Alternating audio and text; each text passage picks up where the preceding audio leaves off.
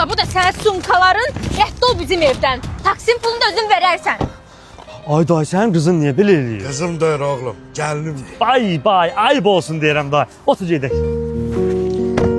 Dayı, neçə övladın var? Bir övladım var oğlum. Deyirəm, əziyyətlə övladdır, o da belə eləsin. Belə çıxmasın dayı, mən taksi işləyə qoşulmuşam pilot parka. Düzdür, pis pul qazanmıram, yaxşı qazanıram, qəşəng faizlər olur, endirimlər olur. Amma həmin pulla təsəvvürlə dayı, atama baxıram, anama baxıram, qardaşıma, bacıma, onların uşaqlarına, hətta xalama belə baxıram.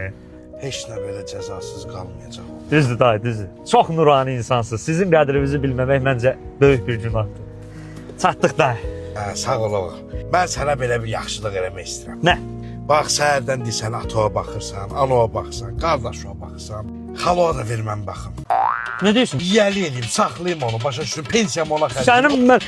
Sənin gəlinin düzey. Sənin başına torba keçirib pişik kimi azdırmaq lazımdır.